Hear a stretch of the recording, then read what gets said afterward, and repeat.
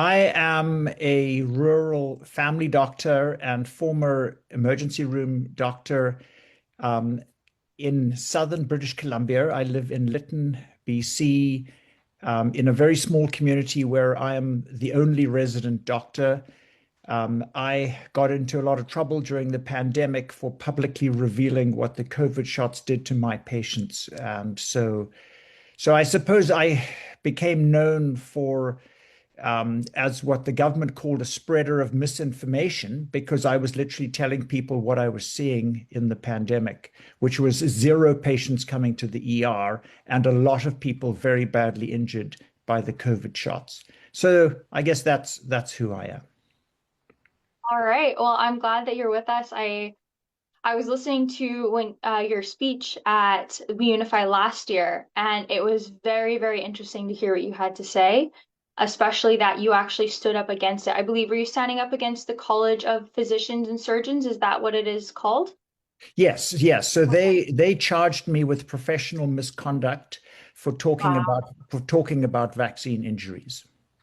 And you were actually had the charges dropped. Is that correct? Yes, so they literally shortly before the trial, they dropped all the charges when they saw the legal evidence that I had to defend myself. They just dropped everything. But meanwhile, had dragged me through uh, I think it was 3 years of Wow. legal cost and stress and expense, charging me with this professional misconduct for literally doing my job as a doctor. For being ethical. You were supposed to just look the other way when people were being hurt, and I wasn't willing to do that. So that's what got me into trouble with the college. Well, I'm glad it's the level of importance of people like yourself standing up against what they were doing to people and physicians saying, no, there's something wrong here. I don't think we fully understand yet just how important that was because it makes people think and it saves lives, truly. Well, there were a lot of people who were deeply mistrustful of the shots and didn't believe Bonnie Henry and Adrian Dix, who was our Minister of Health at that time, um, that this was fully researched and was safe and effective. They just didn't believe it, and they had good reason to mistrust it. And so I've had thousands of people tell me that the fact that I, as a family doctor who was a first-hand witness of what it was doing, was willing to stand up, made them feel validated, made them realize that they weren't a wingnut conspiracy theorist, that they were right, that they had every reason to mistrust the health authorities and to mistrust public health, who were betraying them.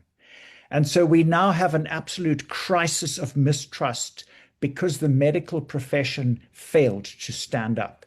It literally betrayed people.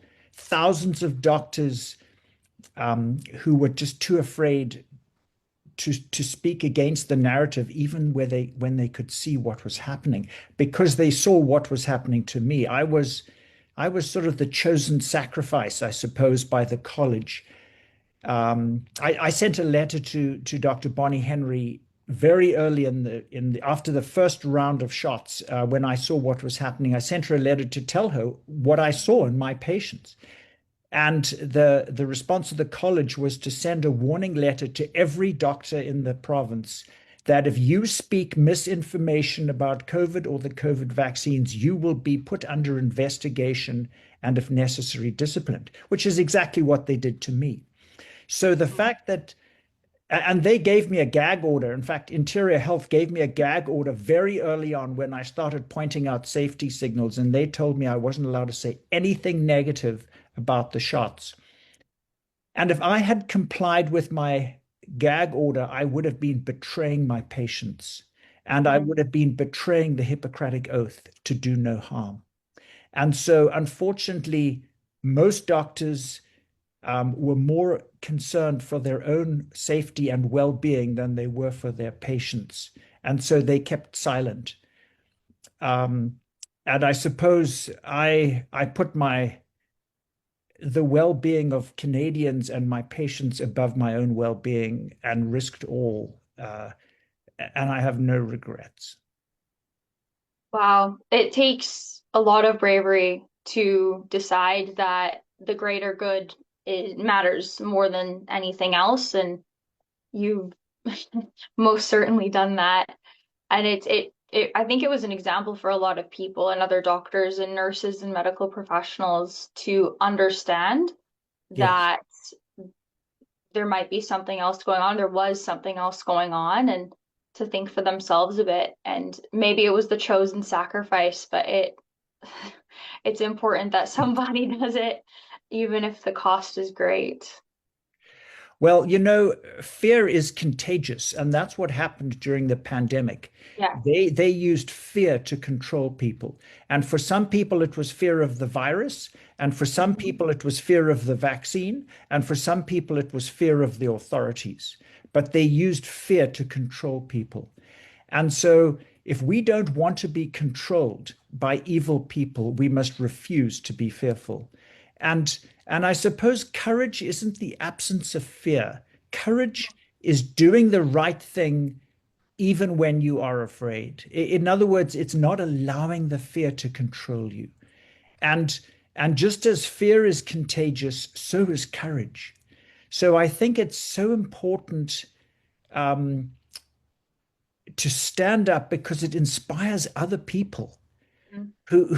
who see that I am still well and I am still happy. And yes, I lost a lot. I lost my medical practice. I lost my wife. I lost my children. I lost so much through this, but I did the right thing.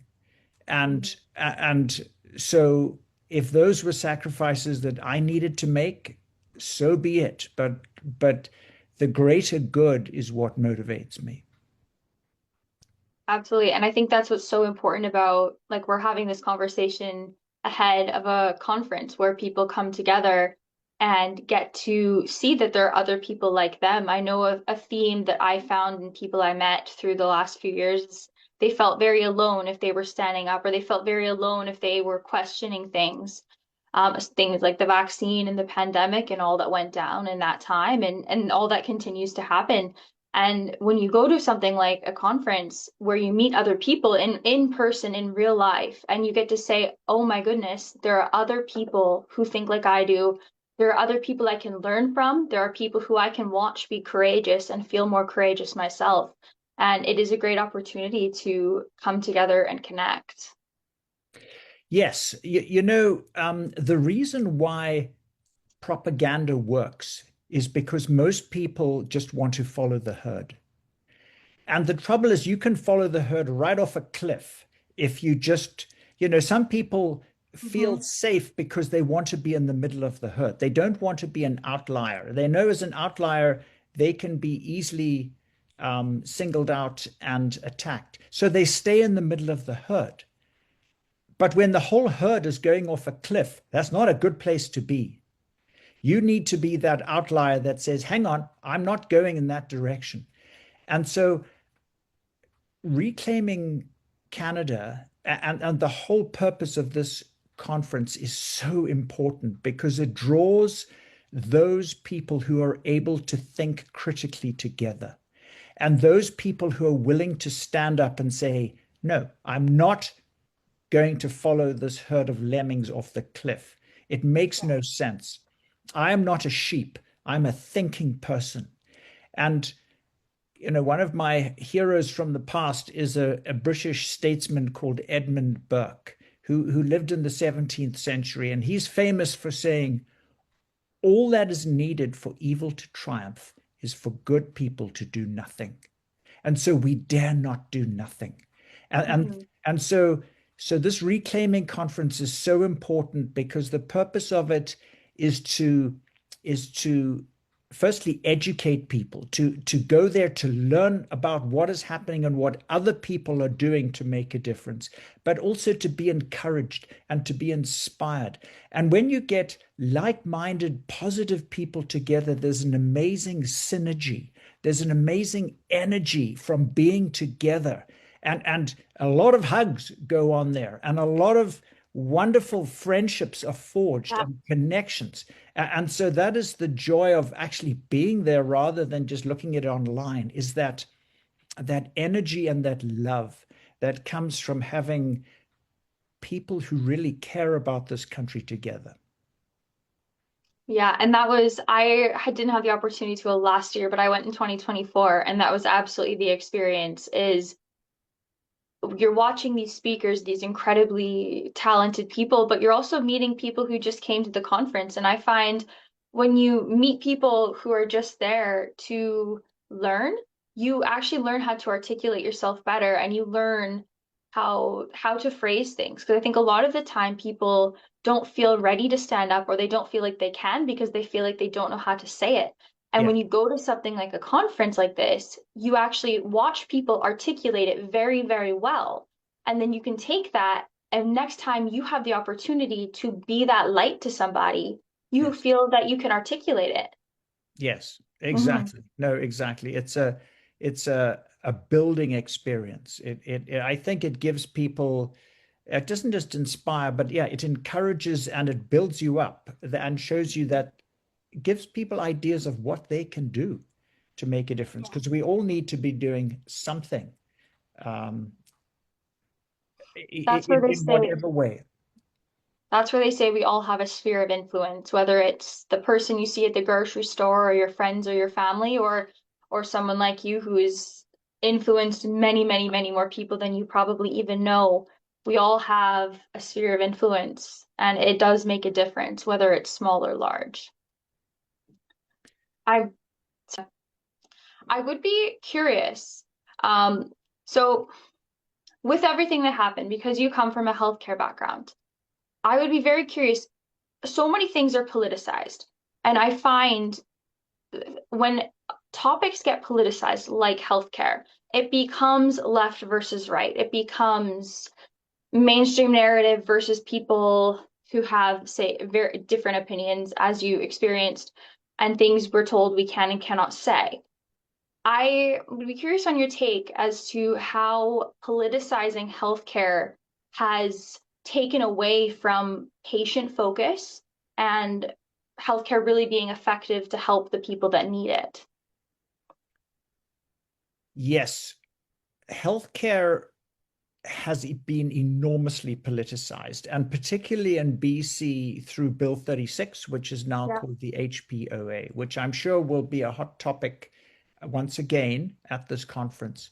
So, this very strongly politicized healthcare, where doctors are no longer regulated by doctors, but they are regulated by the government, where the government will tell them what they can or cannot say, which means that doctors are no longer free to be doctors. There are certain things you're not allowed to say. And so once you have science and medicine being politicized, um, they are literally shackled. They cannot, you you can't practice medicine where you're told, the government doesn't have a medical license. The government is not a doctor. The College of Physicians and Surgeons is not a doctor.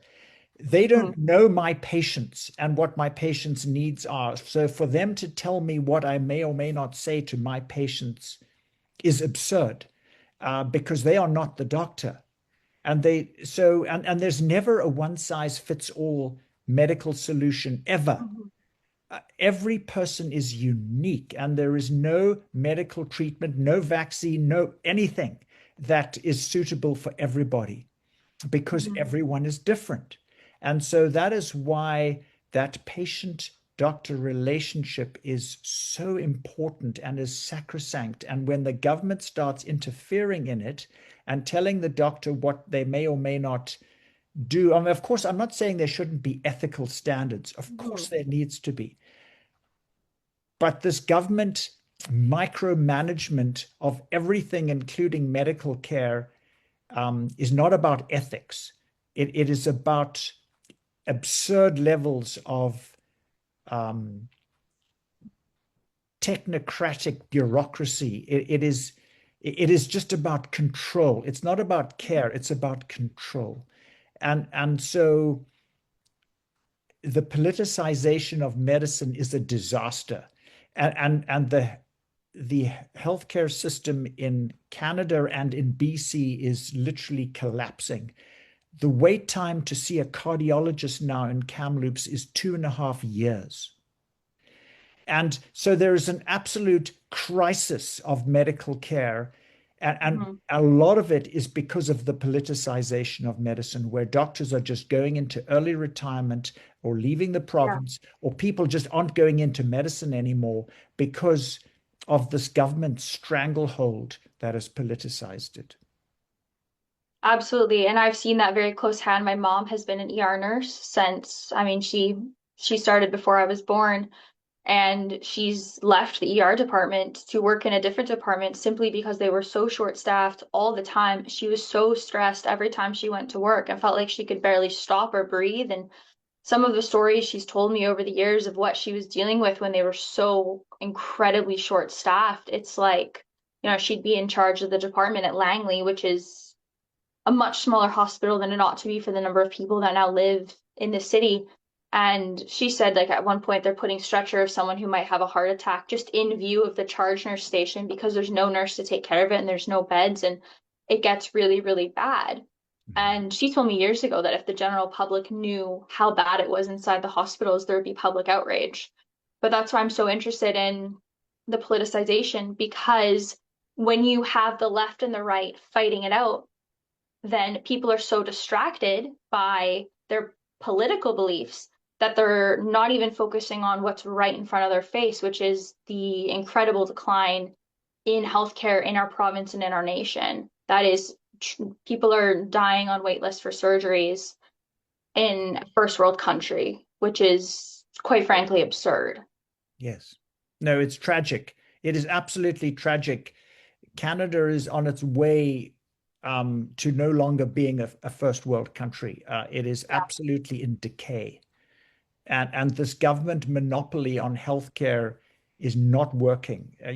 The trouble is socialism creates massive debt because it is so expensive. This nanny state where the government controls almost everything is an economic disaster because the government is so inefficient.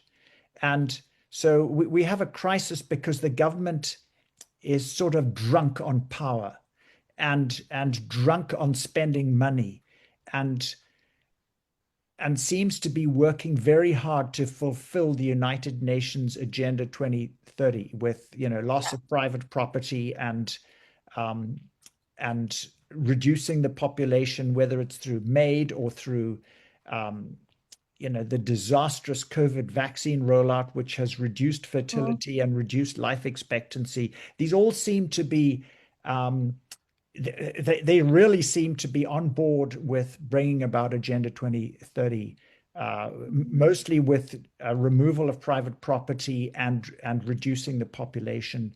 And then, of course, they really obviously want the the digital dollar, the digital currency, and so Yeah. their reckless spending and handouts to which will destroy the Canadian dollar. Eventually, it'll just collapse. It'll be worthless, and then they can bring in a digital dollar where they can control everything that you buy or sell. And if you donate money to an organization like this Mhm. that they don't like because it's critical of them, they can just shut down your bank account. Or if they Yeah. decide you've eaten too much meat this month, they can suddenly impose 100% tax on meat that you buy or gasoline or whatever they think you've used too much of. That's what digital currency will do. They will be able Mhm. to control everything that you buy or sell, or just freeze your entire bank account if you donate to a freedom convoy or something like that. Yeah, and in so many ways you can watch. It's like we're watching them condition the majority of Canadians to be okay with it. Yes. And I mean, they did it with masks and telling everyone you have to do this, and they did it with the vaccines, and they're doing leading towards things like digital currency. And I mean, Canada in so many ways is becoming what you could call a welfare state, Yes. where people are happier to sit at home and receive a welfare check than to go out and live their lives and make a difference in the world. And we've essentially been conditioning people to avoid hard work, avoid critical thinking. I mean, you watch what they're doing with our education system with young children. I'm 23, like I've watched a lot of people I went to high school with, and you can see how people you can see so clearly how people start to accept these ideologies because it's less effort, it's less accountability. And if you abdicate personal responsibility and personal accountability and you want someone else to take care of you, then it's, oh, great, the government's going to do this and this and this for me, and I don't have to do anything. It's the low effort, it's the low effort, no responsibility approach. That's exactly correct. They will sell digital currency. Of course, one of the things that they'll say, well, it'll stop money laundering. Hmm. They'll sell it as that, so a safety issue, but they'll Yeah, also sell it as convenience, just amazingly convenient. And yeah, but people need to realize that what the other side of that coin is. That other side of coin is complete loss of freedom, yeah, where you're no longer free to say or do or use your money will no longer be yeah. your money. It'll be their money, and they'll decide whether or not what you can use it on. And Yeah. and so it's critically important that people realize that it's actually all about freedom. Absolutely. And it's the same you were mentioning before with MAID. I was actually just last night looking up some of the statistics on that, and it's the numbers are getting higher and higher and higher for MAID. And it's very sad because the criteria, and I'm sure you know as a doctor, the criteria is not, it sounds when you first read it like very, very hard to qualify. But then you look into it a little bit further and you realize it's not nearly as hard to qualify as you think. And then you combine the statistics of MAID with the statistics on abortion in Canada, and you get about 1 million people since 2016, and that's over 2% of the Canadian population, which is a very substantial number. It's terrifying. I mean, and this seems to be part of the because the number of people opting for MAID increases by about 30% per year. So we're now up to 100,000 people, and this was legalized in 2016. Started off with very small Yes. numbers, but we've now reached the point that 5% of all deaths in Canada are people being killed by a doctor, which is absolutely horrendous. And so, with the collapsing healthcare system, obviously, this is more and more attractive for people Hmm. who are desperate because they're not being cared for. And Yeah. so, and the fact that they call MAID and Hmm. abortion healthcare is absurd. Killing people is not healthcare. No. And so this issue of MAID is horrendous, but it is absolutely in keeping with the aims of the government and the United Nations to reduce the population by getting rid of the most vulnerable people in society, Yeah. the unborn and the sick and elderly. Just Yeah. delete them. The people who cannot defend themselves, it is absolutely sickening that they are Yeah. being killed by doctors. Yeah. It is not right in any way. No, we're meant to be a first world country and leaders. And I mean, I think we have, at one point, we were that. And at this point, we're using our tax money to kill our population. Yes. And even the fact that you hear these stories, both in Canada and the United States, of mothers who are told, oh, your child might be born with insert this condition, Down syndrome, autism, many others. And then they say, oh, well, you should just do an abortion and I guess get pregnant again. And if that's eugenics, that is systematically trying to kill a certain part of the population and saying that they don't have value. Yes. And what's so funny to me is again with the politicization of these topics, the people fighting pro-abortion are the same people saying don't discriminate against someone for a mental or physical disability or because they are old. But it's okay to use our tax dollars to kill them. Yeah. No, it's absolutely appalling. And if people knew what the MAID process involves, and perhaps we will talk Mhm. about that at the conference, because I would Yeah. like to speak about that. how they actually kill these people, you know, which is portrayed as death with dignity. It is the the process is absolutely horrifying. And I think if most people who opt for MAID knew about how they are killed, Hmm. they would think again, because Yeah. it is not death with dignity. Wow. That would be, everyone should come to the conference and hear Dr. Hoff talk about the reality of MAID, because that is an interesting conversation. And with how many people are opting for it. And again, like we were saying, you can see why people would opt for it in a country with healthcare collapse. My own Grammy, she had to have a surgery on her spine for bulging discs. She was in so much terrible pain. And if she'd had that surgery, she wouldn't have had to have an entire year of not even being able to leave the house very much and being in constant horrible pain. But the wait list was so long. And praise the Lord that my Grammy has a support system. She has a husband. She had people in her life who were able to take care of her and love her and support her through a very, very difficult time. But not everyone has that. There are so many people. We have an old neighbor who my grandma is his emergency contact because he has no family and he's in his 80s, and the healthcare system is just shoving him off. And if you think about how many people would choose MAID simply because they don't have a support system and they're not receiving the medical care that they need, you can see what leads them to make that choice. And it's heartbreaking.